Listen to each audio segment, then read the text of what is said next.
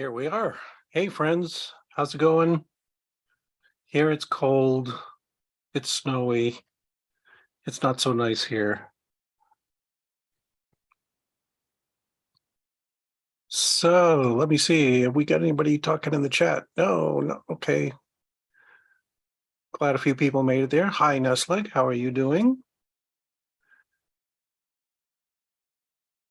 So yeah, oh yeah, Catherine. It's the solstice. That occasional alignment of the sun and the earth, but okay. Darren, we are talking sub-zero in centigrade. Yeah, that's that's the one we use. What are you talking about, Fahrenheit? Oh, is Zelensky on right now? Okay. It's okay if you'd rather go listen to the leader of Ukraine rather than some guy just holed up in Minnesota. All right, so what am I going to do here? Well, I'll answer any questions people might have. I lined up a few little things that we could talk about that at least caught my eye recently. So yeah, here we go. So yeah, it's sub-zero here. It's like minus 20 something, 25 centigrade or thereabouts. The blizzard hasn't started yet. That's coming tomorrow. So today we just piled up snow. And now what's going to happen is we get a reprieve in the early morning, and then in the afternoon, boom, everything goes to snowy white crap. But yeah, that's what it's like living here. All right. So yeah, here's our weather alert. Look at there. They talked about it's lethally dangerous. We got to watch out for this stuff because yeah, it can kill you. I've been out there when it's really this cold and it burns, it stings, it just cuts right through you. So yeah, whenever I go outside, I got layers, I got a nice warm coat. I have found that the masks we wear in private in buildings and so forth are great when you're outside because they cut the wind, and that's what really kills you is those wind blasts piercing right through you. So yeah, we're playing it safe. We're all doing pretty good here. All right. So what have I been up to today? I just got to show this off. Y'all like spiders, right? If you don't like spiders, just close your eyes for a few minutes. It's just this little bit here that I want to talk about my spiders. So I've been trying to get a line of spiders going, so an inbred line where we're constantly breeding them together to get a good material for genetic crosses. And this is the third generation we're up to right now. They're doing fine. I had a student working with me this fall. She's coming back in the spring. And what we are doing is just trying out different feeding regimens to see how quickly we could get them up to adult size. And yeah, it's like it didn't matter how much we fed them. It takes about a month.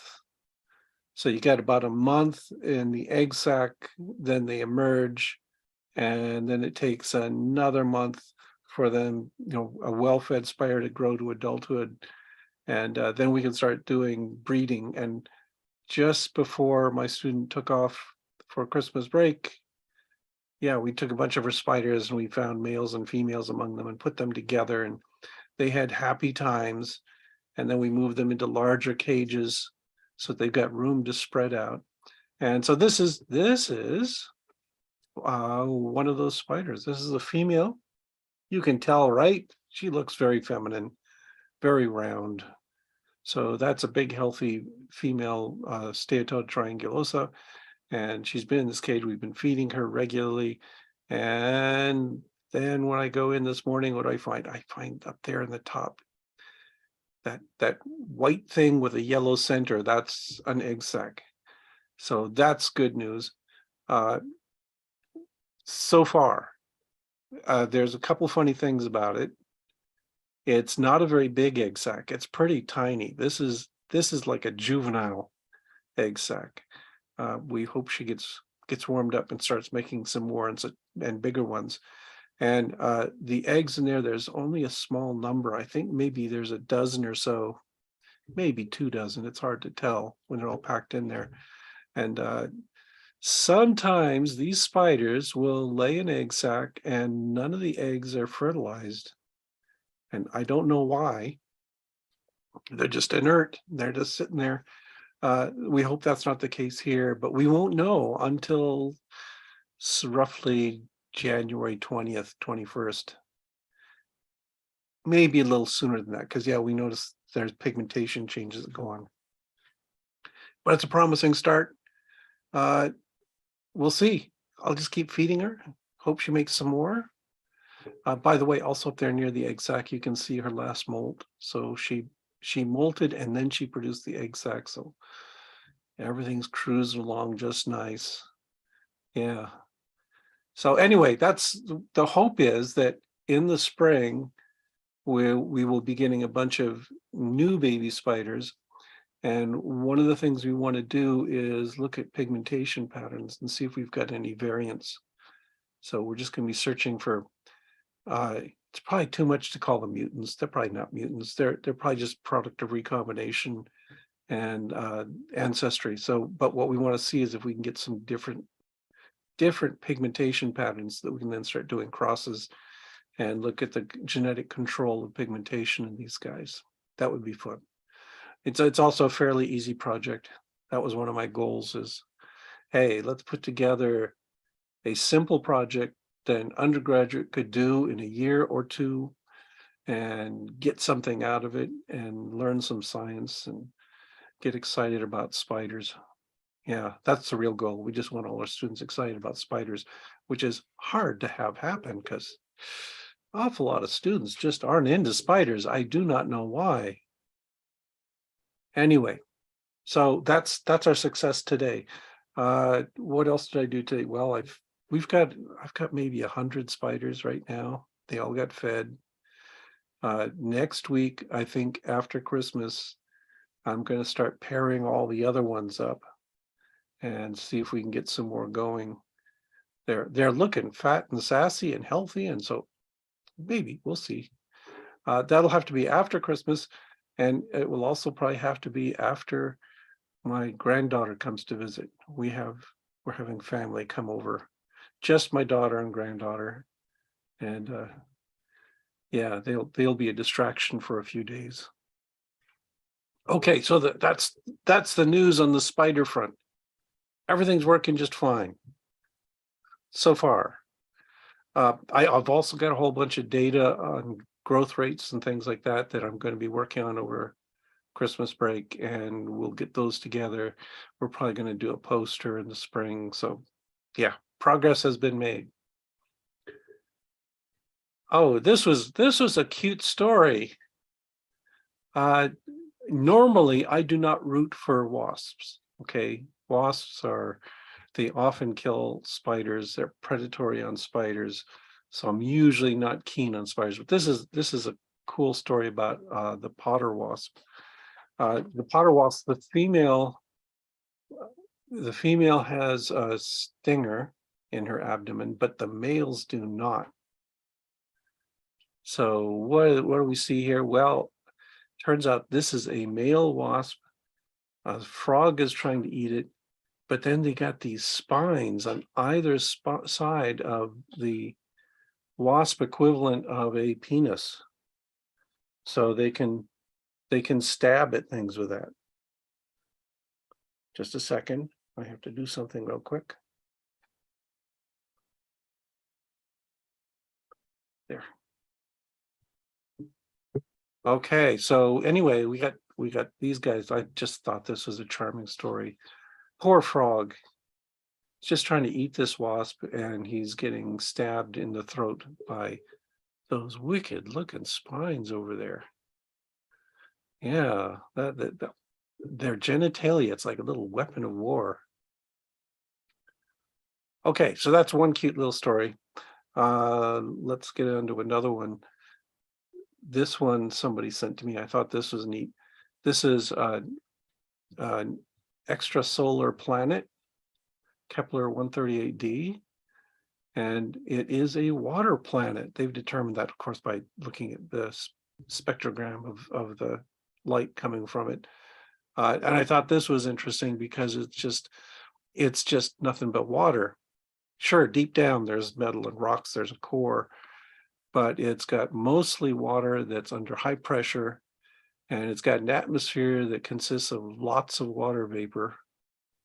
It's probably not the kind of planet Elon Musk will want to colonize.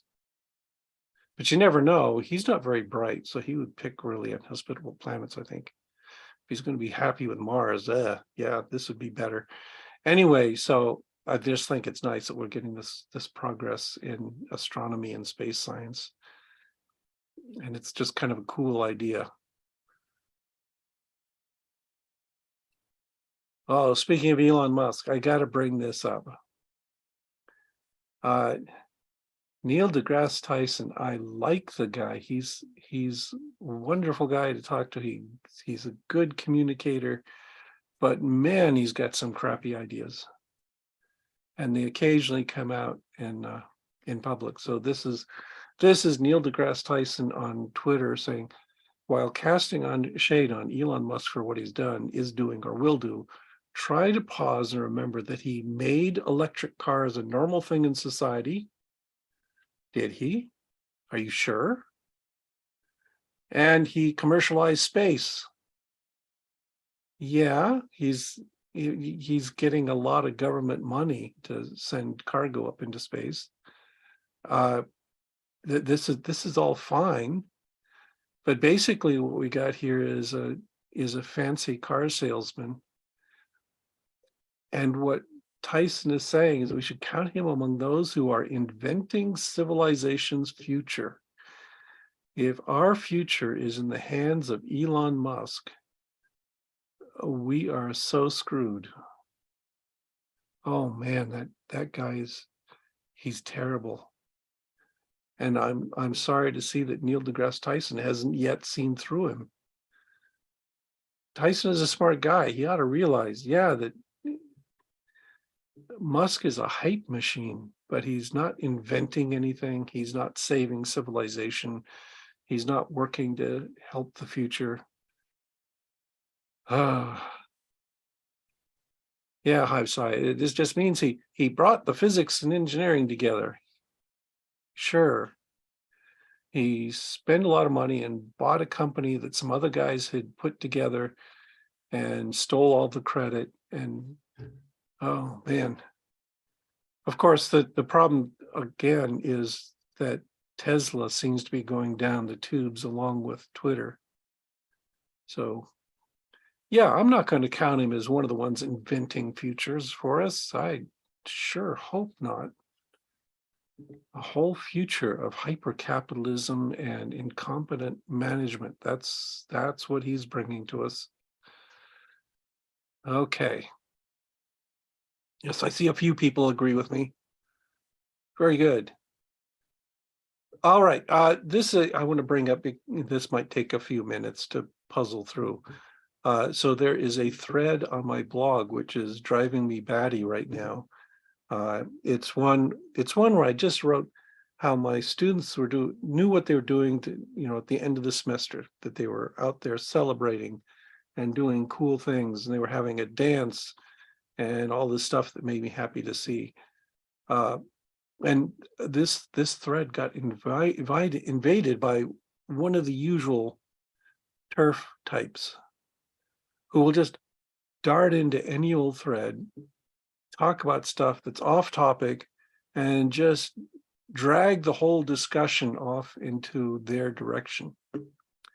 So I cut out most of what he said because it's not worth saying, but he did trot out the usual thing about how, oh, there's biological sex and there's biological males and biological females, and that stuff just infuriates me. Because there are no non-biological males, no non-biological females. There's no such thing as non-biological sex. So why do you keep plugging this word in front of everything? I'm a biologist. I'm perfectly aware of what's going on with sex and gender and all these sorts of things. And all I can tell you is it's a lot more complicated than this guy seems to think it is.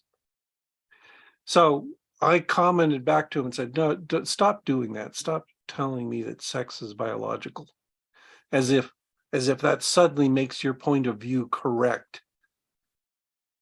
He also came on, and several of the commenters are doing a good job on the blog tearing him apart.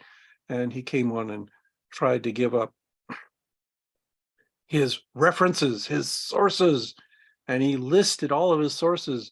And I've copied them there. Yeah, so he cited Coin. Yeah, Coin has very regressive views on this matter. Wright, the Quillette guy, his partner in crime there, Hilton, and of course Stock and Joyce. These are just the reactionary right that have been writing all this nonsense about trans people. And as I mentioned here, it just sounds like he got all his information from Quillette and the British tabloids. Not very impressive, not very exciting.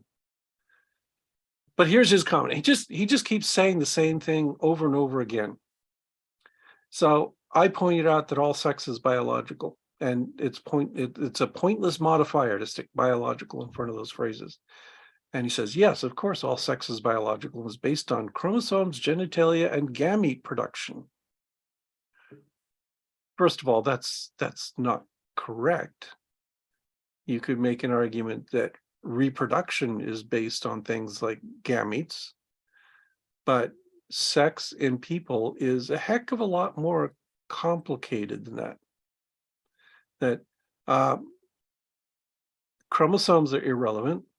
There are many people who identify as women who look like women, with women biology, who have female genitalia, and don't have XX chromosomes. That happens.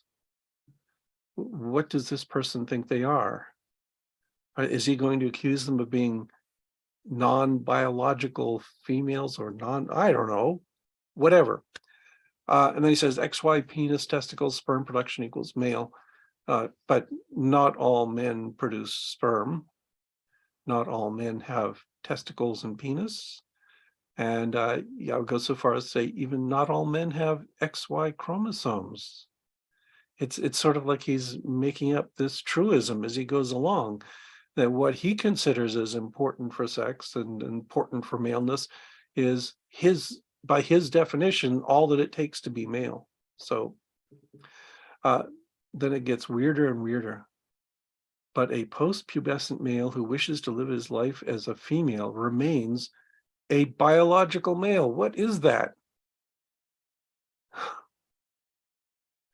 Again, it seems like he's trying to slide in an argument that being a biological male is dependent on having a penis or testicles or sperm production, which isn't true. And yeah, I want to dispute that. Yeah, as Haisai mentions, these are gender criticals because TERF implies that they are feminist. Yeah. Yeah, they're not good feminists, that's for sure.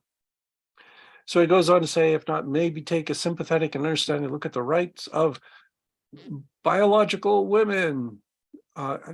Once again, hit this biological thing. Yeah, so he's defining that as having XX ovaries, vagina, and egg production. Again, there are all kinds of intermediaries here, all kinds of in-between situations. Women who are XX but don't have ovaries or vagina or egg production. You can play a little combinatorial game there and invent all kinds of people that you can find documented in the actual literature who have combinations of that. And it just tells you right there that, of course, woman is a continuum. Okay, so I'm supposed to take a sympathetic and understanding look at the rights of biological. I already take a sympathetic and understanding look at the rights of women. Women, just plain women. Also, just plain men. And then he says, and try and understand their viewpoint at being described as individuals who menstruate, or the unfairness of it. Okay, first of all, there was a big stink made a while back about someone trying to be inclusive and talking about the issues of menstruation and saying individuals who menstruate. This is not a snipe at women of any kind. That's pointing out that some individuals who identify as males, who appear as males, who consider themselves males, still menstruate. So you got to include, if you're talking about menstruation, you got to include them. And he says that the unfairness of having to compete in top level sports against more muscular males who simply call themselves trans women. That's the sport argument, and it's bullpucky. Yeah. In order to compete in top level sports as a trans woman, you have to go through so much struggle to get to that point. You're making sacrifices on that male muscularity to do that. So don't tell me that. And then he trots out, this familiar argument I hear all the time. The UK, we have dodgy male prisoners claiming to be trans women in order to gain access to female-only prisons. How many of them are there? There's one or a few. It's not a big issue. And yes, we've got people who are thrown in prison for all kinds of horrible crimes, for instance, rape, who might try lying like this in order to get into that kind of access, but they are not a serious concern. Yeah, they should be dealt with, but you don't use that tiny example to criticize the entirety of every trans person in the UK. All right, then he says, I note you never answered my point about whether the medical team of a trans woman who needs treatment based upon their sex should regard their patient as being male or female. I don't remember him asking me this question, but what I would say is you should take care of that person on the basis of being an individual, of being a person. Every person's different. Are you supposed to just treat all women, all females, as identical with the same issues? You don't. It's you gotta look at the individual and ask exactly what's going on with them. And every individual is going to be unique. So that's a ridiculous thing. And he says, once again, I urge you to read J.K. Rowling's 3,000 plus word essay. I read that. It was crap. And no, she doesn't show full support for the rights of trans people and rights of women in general. Yeah, she's definitely transphobic. I don't see how anyone can argue with that anymore. She's just gotten worse and worse.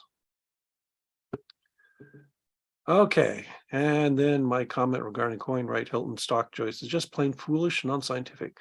No, it isn't, because of those people, Coin is definitely a scientist. The others, no. Wright apparently has some scientific credentials, but he's just a racist transphobe. Isn't he one of the editors for Quillette? So who cares? So you've got one person who's scientific, and who I consider to have a very unscientific position on this. And then he plays a game here. For a scientist with socialist views, you seem reluctant to consider the rights of 51% of the world's population. No, I certainly do consider the rights of 100% of the world's population.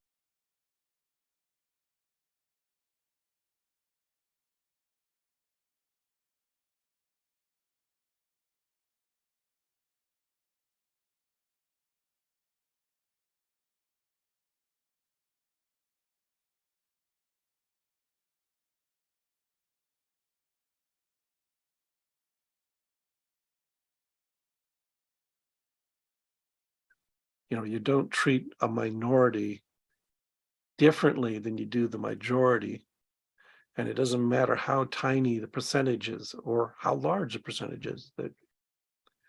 Come on, start treating people like human beings. That's all we're asking. Anyway, like I said, this guy is babbling away on my blog. If you want to look it up, you can. I'll mention again, it's the one that I say something about how our students know how to celebrate the end of the semester. A lot of people have been arguing with him and doing a very good job with it.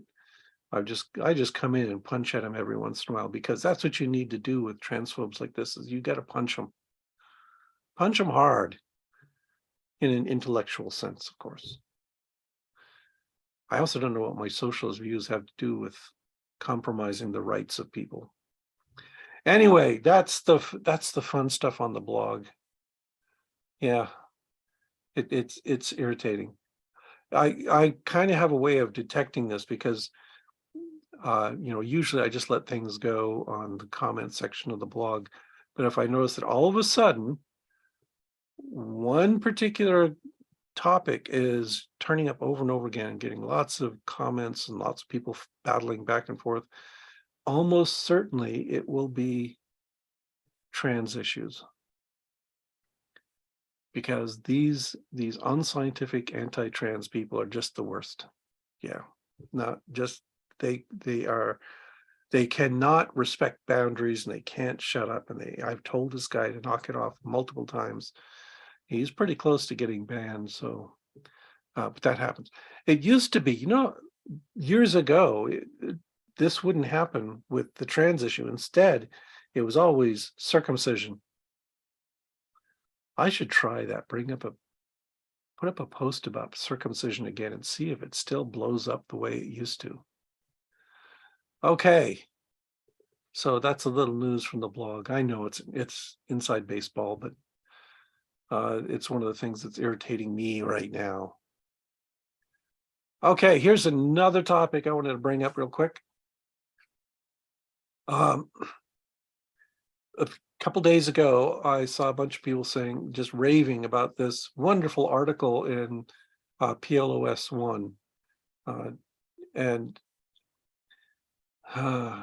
initially I thought, oh, this sounds interesting. This sounds like it might be good. It's called "The Acceptance of Evolution by High School Students. Is Religion the Key Factor?" And then I read the article and was so disappointed, because it's a mess of an article. I am sympathetic to the idea that there are multiple factors that affect your belief in evolution versus creationism. It's not so cut and dried as, oh yeah, if you're religious, you're a creationist. No, that's nonsense. There are a great many very sensible, otherwise sensible religious people who can simultaneously believe in Jesus or Muhammad or whoever, and also recognize the scientific value of evolutionary biology. So that's no big deal. If this article were trying to punch a hole in the idea that, oh, it's just religion that defines whether you're a creationist or not, I would be I would agree with them and wonder, why are you doing this? But then I read the article and it just got worse and worse. All right, so it claims to be assessing the importance of religion in defining your views on evolution. And the article is very long. It's got a whole bunch of stuff on the various metrics they use to assess, people's belief in evolution. They've got questionnaires and things that they give to the students they're testing, and they have a metric basically to say how creationist you are or how evolutionary biologist you are. Okay, that's fine. That's good. That's a useful tool. I might say, there's some stuff where you might find some exceptions, but okay. Then they're going to look at religion. And here's where I think it's a mess, because what it does is it compares two countries, Italy and Brazil, and it compares Catholics and non-Catholics in Brazil and Catholics and non-Catholics in Italy, and compares them to each other. And to make the summary really short, what they determined is that Catholics and non-Catholics in Brazil shared more common views about evolution and those that were different from those of the Catholics and non-Catholics in Italy. So they're arguing that it's a cultural value that determines whether you're really going to accept creationism or evolution. Okay. And I just had to shrug and say, yeah, so what? You're still just looking at religious groups in both countries, and you're not giving me any information about the contribution of religion to that, because there's different religions. What I'd argue is, okay, then the Catholics in Brazil are subtly different than the Catholics in Italy. The Catholics in Brazil are being exposed to a bunch of more conservative views than the ones in Italy, just as the non-Catholics are in both countries. So of course you're going to get these kinds of variations. And I would say that, yeah, what you're saying then is that the cultural milieu in which people are experiencing their perspectives on evolution are strongly influential on their perception of evolution, and that's independent of their religion. Okay? Okay. Are you excited yet? I'm not. I didn't learn anything from this. This I would say is something I would, simply accept. But it doesn't say anything about the role of religion in shaping anti-evolution views, because it didn't look at that. They didn't specifically look, for instance, at secular and atheistic people and ask what the difference is there. If you remove religion from their background, do you still get that strong correspondence with the rest of the population in their views about evolution? I don't think so. I think it's definitely the case that religion has to be affecting things, that there's multiple factors that influence it, but religion, I would say, is probably the deciding factor in whether your disagreement with science goes in one direction or another. That's basically all we can conclude at this point. Yeah. So I mean, I know there are some secular people who do not accept evolution. They're rare, but they exist. I just don't think that they're a significant part of the creationist movement. So yeah, that was kind of a dull thud as far as I was concerned. It's things like, if you go to the Discovery Institute, which claims to be a secular organization that's just looking at the facts, it's not. Almost everyone there is a religious creationist. So yeah, you're going to have to do something more than this kind of shallow analysis to convince me that religion is not a key factor in accepting evolution. Yeah. So that was kind of disappointing. Although I should retract one thing. It wasn't a shallow analysis. They go into great detail on all the metrics they use and all the statistics they do. And they do all kinds of analysis of this stuff. But I think it was pointless, because the question they were asking and the way they were asking it isn't going to give anyone the kind of answer that we want. Yeah. Okay. Oh, let's see. We got some comments here. Yeah, okay. Nia Finch mentions hormones have a big, so going back to the transphobe I was talking about earlier, hormones have a big impact on health, though, so no operation necessary for things to get complex. Exactly, that there are multiple parameters that affect the perception of sex and gender. Yeah, and if you take somebody and you just focus on one, and you make that definitive, you say, okay, you were born with a penis, therefore you're male. You're born without a penis, therefore you're female. You miss all the breadth of the complexity of the biology behind sex and gender. So Yeah. Oh, Catherine says it would be such a great loss to ban this guy, though so many would be deprived by being unable to hear his nauseating talking points repeated 1,000 times already. I know. This is my dilemma, is because I'm really reluctant to just casually ban people. I give them a good chance to make their case.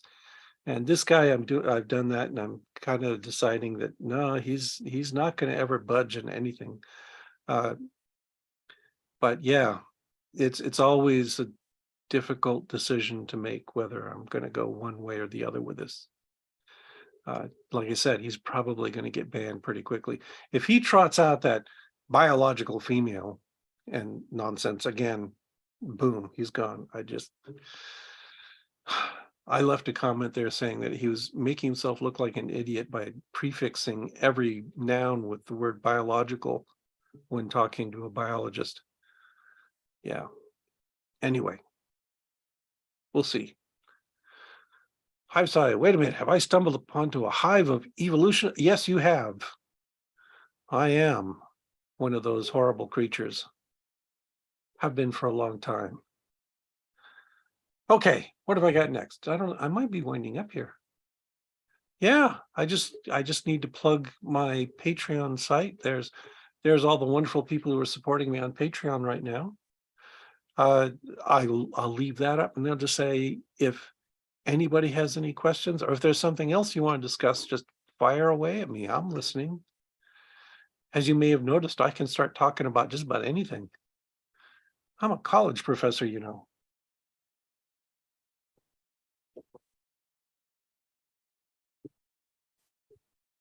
Yeah, one of those. Let's see. So have I missed anything up here? Okay. John Henry Beck. Hey, John Henry. Says, I think organs are part of a system, so I don't know that you can break it out like that. Not a doctor, though. No, you're correct. You cannot break it out that way. And it's also the case that men and women all have gallbladders and lungs and brains and tissues like that. So like there's so much in common. Focusing on the differences kind of irrelevant. Okay, Hivesai says, tell us about the spiders. Oh, why would you ask that? I had no idea you were interested in that kind of thing. Yeah, what about the spiders? I mentioned at the beginning, I talked about spiders at the beginning. So I'll just repeat myself a little bit and say that it's an ongoing experiment. I've got a thriving colony. The unfortunate thing, the thing that's been driving me buggy is they stopped laying eggs in October. That's no good. I don't know why. And I've done all the obvious things, like I've got them on 8/16 day and dark cycle. And they've got lots of food. I feed them regularly. They're all looking plump and sleek and shiny. Um, I've given them a variety of food. So they recently just got waxworms. Waxworms are like candy as far as spiders are concerned. They're big and they're juicy and they're gooey. And I think they're may be a little bit low on the protein side of things, but they do love to fatten up on them. So they recently got waxworms. They always get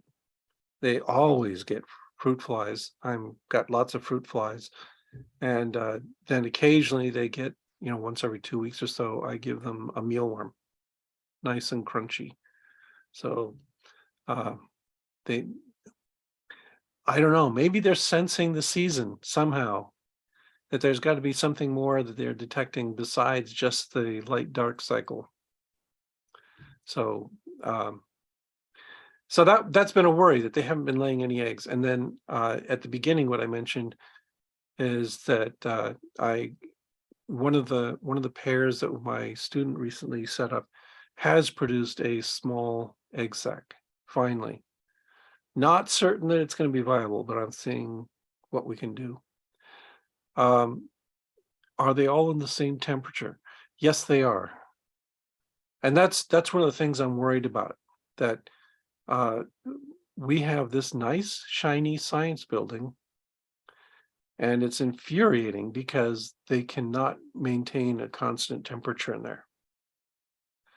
So right now it's a little bit on the cool side, not cold, just a little cooler than I would like. And the main problem is every spring and summer, as the temperature changes outside, we get a burst of heat throughout the building and it gets too warm. The classroom I teach in on the ground floor becomes practically uninhabitable in the spring. So I'm not looking forward to that. But yeah, it sometimes gets really warm. But you'd think the spiders would love that. Yeah, HVAC is hard. I appreciate that, especially since the building we're in is kind of a hybrid. They took an old science building and they added this bigger extension than the original building to make the new science building. They're all connected together, and it gets kind of awkward, and they keep finding little problems. There are places where it leaks still, so yeah, it's been hard to keep it up. Uh, yeah, should a peak and drop in temperature trigger a laying response? That's possible, and we've got some plans when my student gets back. Uh, right now, we're just in maintenance mode, just keeping things fed and healthy. And then what's going to happen is my student gets back, and then we can get back to work and try and stimulate some egg laying. Uh, yeah, so temperature changes might be important. So maybe if we give them a little burst of August temperatures, they'll get excited. Uh, however, I've side, they do not breed necessarily in August. They will breed in spring. So one of the things we've been observing in the wild, we do field work as well, is that we get a good surge of the triangulosa population, roughly in early July. So we know they had to have been breeding in June. So we know that they will breed throughout the summer, and then we still catch brand new ones, brand new baby Steatota triangulosa at the end of summer. So they're going at it all the time. Uh, honestly, they don't do it in the winter much, though. Naturally, not in the winter. They're hiding somewhere. I don't know quite what they do in the winter, whether they're down under the snow or whether they're just going to let eggs breed survive through the winter. We've also got them in our compost heap, which is normally a little warmer, but right now I checked it earlier. That compost heap, it's got a crust of ice over it. So unless they burrow down, they're not doing really well in there. But they still come back every spring. Once things thaw, they'll bounce back in the compost bin too. So what kinds of things are we trying to do? Well, we got plans. One of my colleagues has got a constant temperature room where he's raising Arabidopsis, so he's a plant person.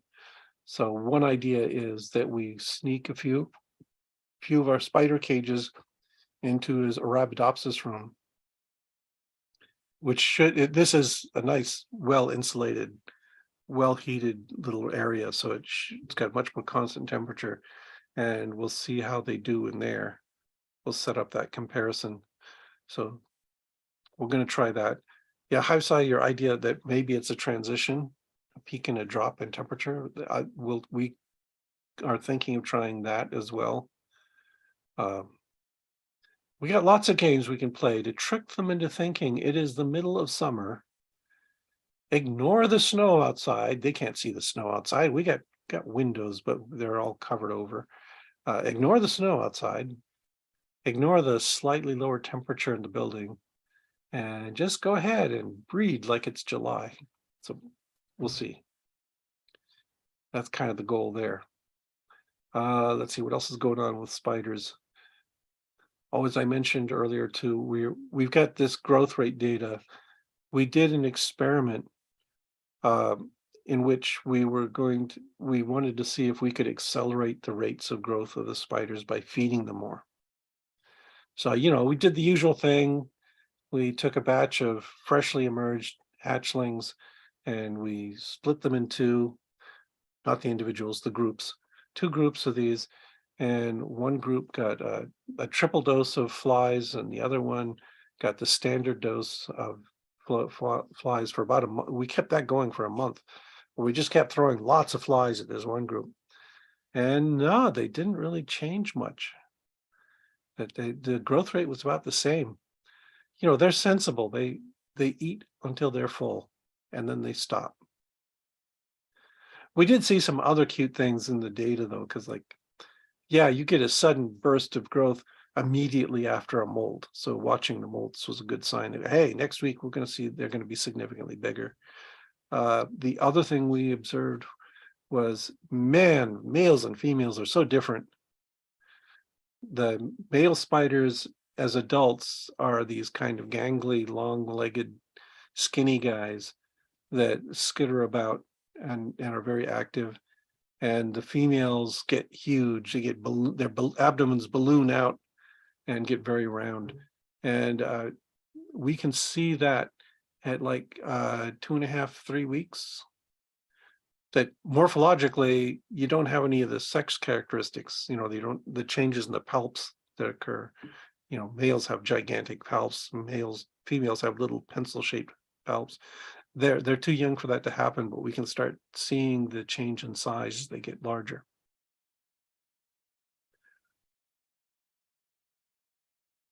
Okay, bulk feeding at higher temperatures might give you a different response. This is true. We have a great many parameters we could still play with.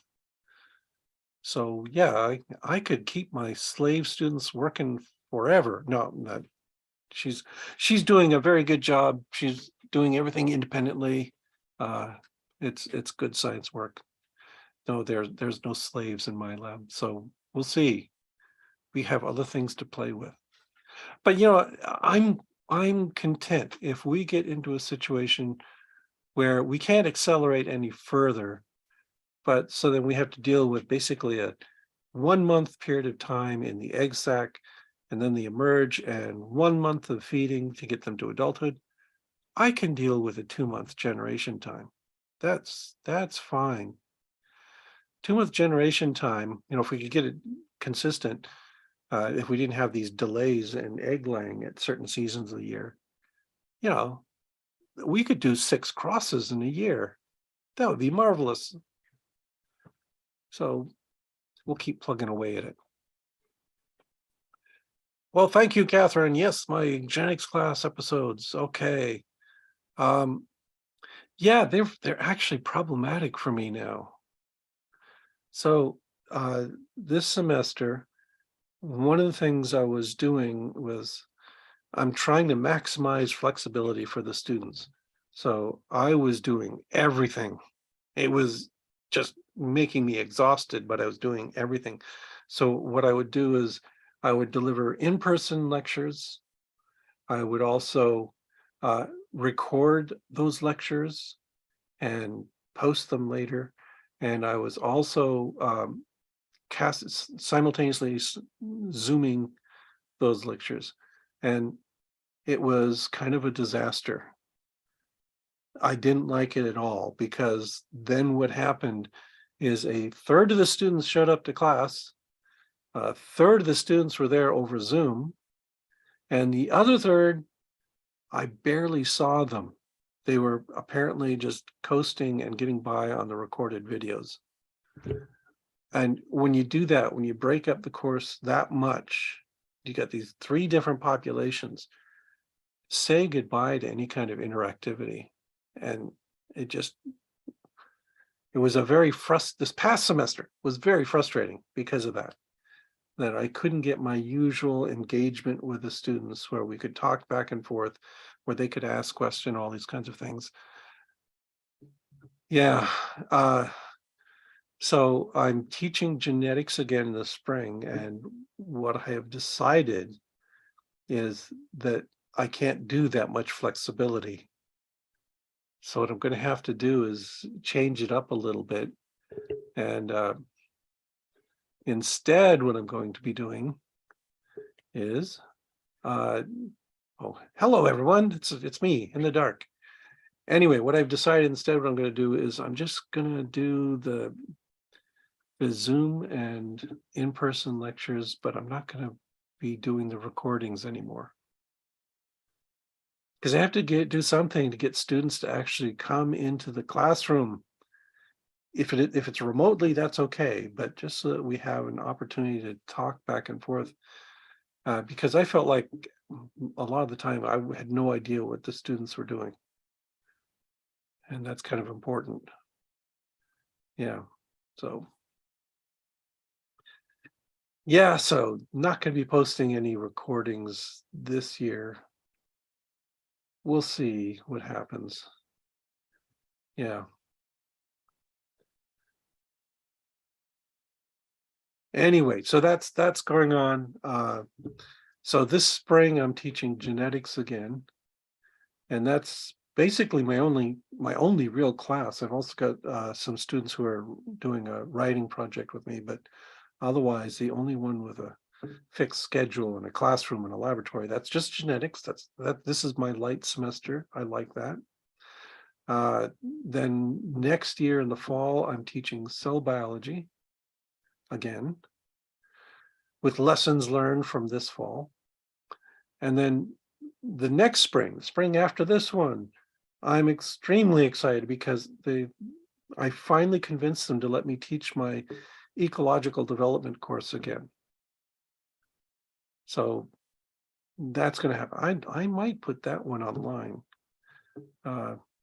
We'll see. That course is entirely interactive, though. It's an upper level course where I spend the first few weeks giving them an overview of developmental biology, and so they get all that basic stuff like gastrulation, induction, etc. So that's the first part of it. I even have a section in there where I go over human embryology because we get pre-meds, so that's what they want to hear. So I'll be doing that in the first couple of weeks, and then the rest of the course is basically case studies where we look at papers and examine the effects of environmental factors on development and vice versa. How does the development of an organism affect the environment around it? So that'll be fun. And then 1 year after that, I do cell and genetics again, and then I'm thinking I might retire. I don't know, a couple more years, I might be taking it easy. Okay. Do I have other courses online? No, I did the genetics course last year as an experiment. Actually, I thought it went fairly well then. We were still much more concerned about the virus, so I had to be more flexible. This semester, I chose to be more flexible, but seriously, the university has just given up on COVID. And that worries me. That's one of the reasons I'm considering retirement in a couple of years. Well, hello, Rory Cats. Yeah. Meow, back to you. Anyway, so yeah, just the fact that the university has so let me down on a sensible COVID response, it's been very disillusioning, and I'm not so happy with the administration here anymore. Students are great, happy with the students, so we'll see. Yeah. Yeah, Catherine, I know it sounds like one of the things I was thinking about doing is, when I teach that ecological development course, is do weekly written summaries, where I sit down and write, here's the important stuff I want you to know from this week. And I might make that public. And yeah, a lot of places have this entire town I live in has given up on COVID, on responding appropriately to COVID. So yeah, if I go out, I'm usually the only one wandering around who's got a mask on. Oh, that's an interesting question. What kind of mathematical field do you have to master in order to become a developmental biologist? There are a lot of different kinds of developmental biologists. Yeah, so you know, the guy I grew up that I went to school with at the University of Washington, I shouldn't say I went to school with. He was my professor there. Gerald Schubiger was very mathematical. And what kinds of things was he? You know, he was doing mathematical modeling of, so things like topological transformations of organisms. So topology, there's all kinds of calculus involved in that. There's things like that that are going on. I personally got into a lot of computer modeling. So doing, knowing some computer science, being able to actually sit down and crank out a computer program to test something, that's all very useful. But yeah, all math would help, right? Everything. Key requirements just to get the undergraduate degree in biology is you got to know calculus. Okay, so learn calculus, learn statistics, and calculus is not that advanced. That's kind of the level of math I'm at, is I can do a little calculus, but no, I can't do the fancy stuff beyond that.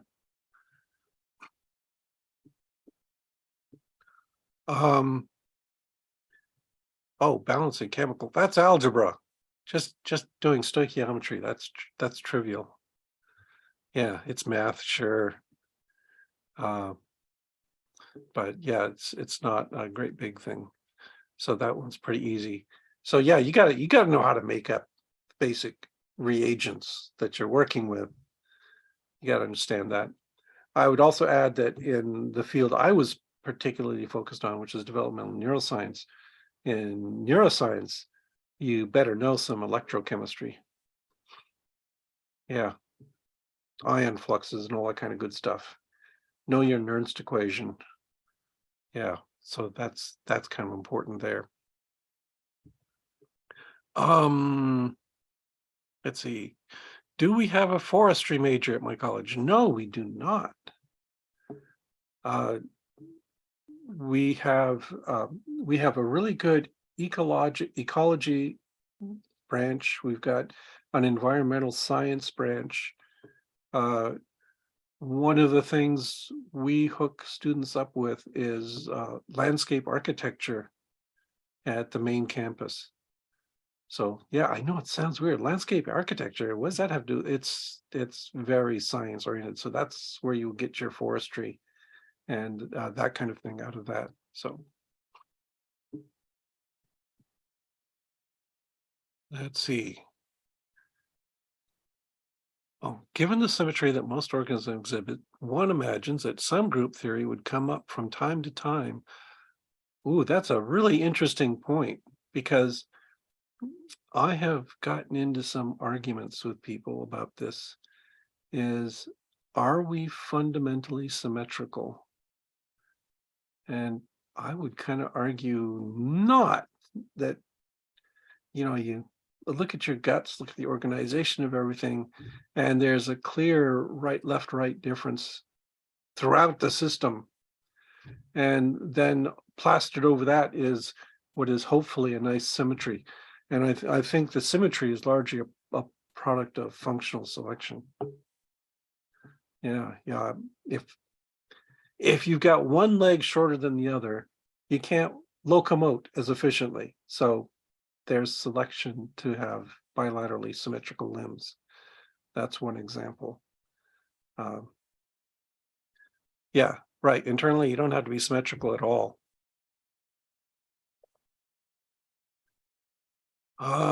Let's see. Oricat says, I seem to remember something about positively charged potassium atoms used in nerves. Why, yes.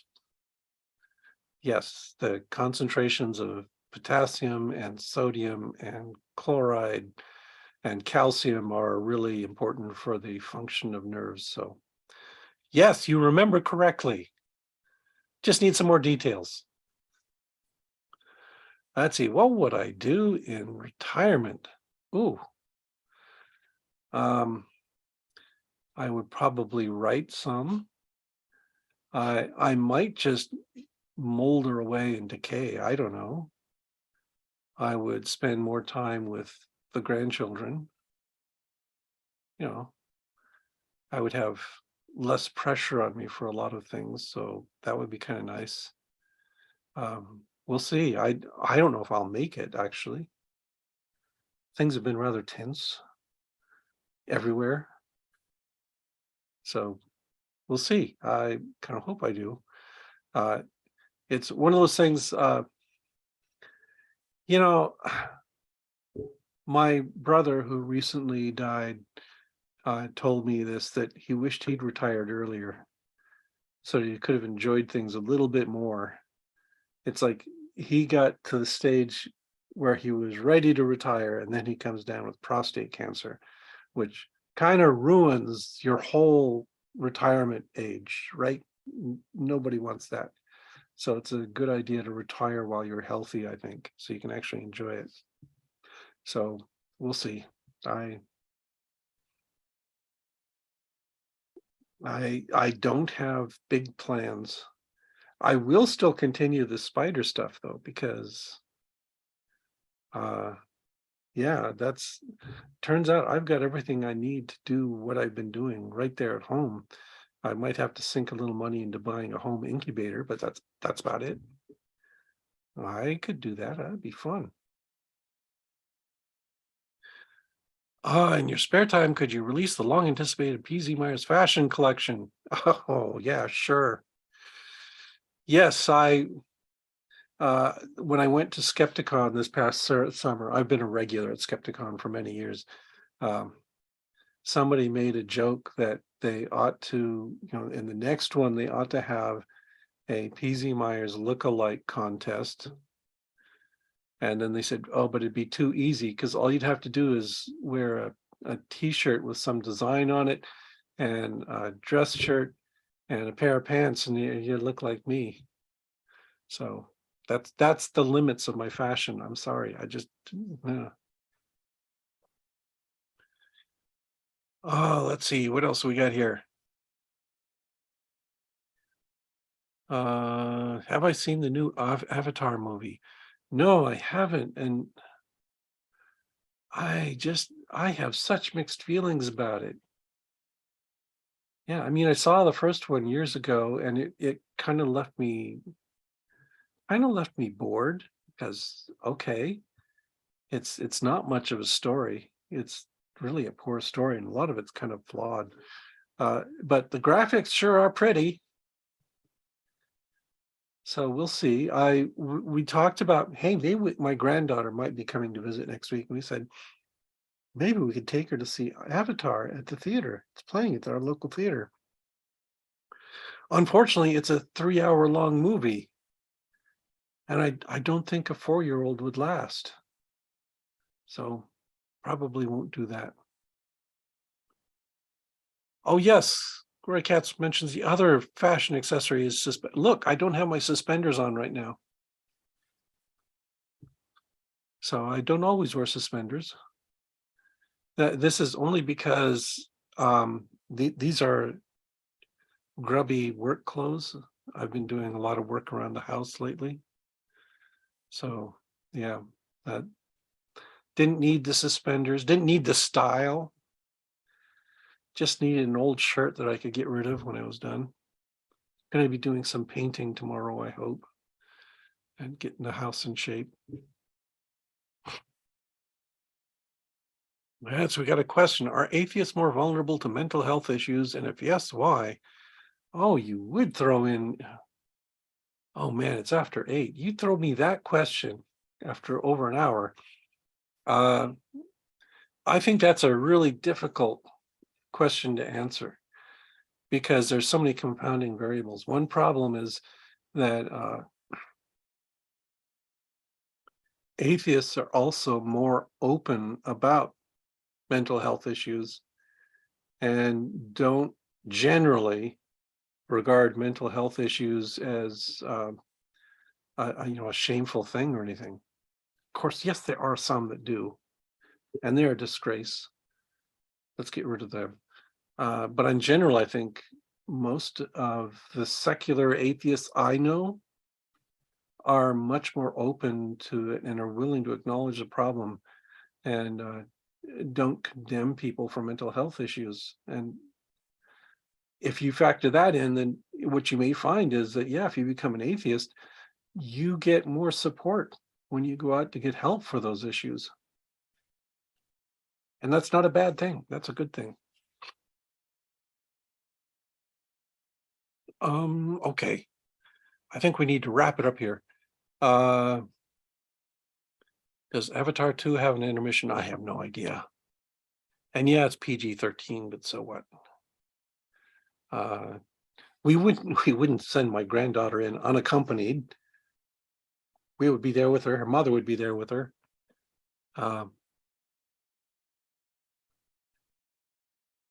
Okay. I think we're winding down here. Oh, Aldous Huxley mocked movies in Brave New World. And he would have hated it. A lot of people hate Avatar. I have mixed feelings about it. You know, I don't think it's a great movie. I want movies where more interactions occur between the people in there and they're not just all, you know, CGI automatons just dancing around.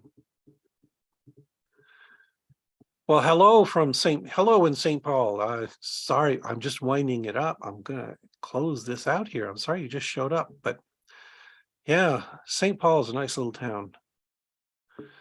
We were just talking about my possible retirement, and one of the things I would like to do is probably move to a larger place. And I think moving out towards the other side of the state, moving maybe not in St. Paul, but near St. Paul would be a very pleasant place to live. It also brings me closer to both my son and my daughter, one of my sons.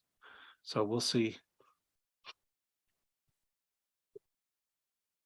Okay, I think that's a good place to stop. Maybe I've overstayed my welcome a little bit. So we'll talk to y'all later. I'll try to do this a little more. I've been such a bad YouTuber. Yeah, I should get a bad YouTuber award for it being one of the worst. But anyway, it's been fun. So I'll stop there and we'll talk to y'all later. Good night, everyone.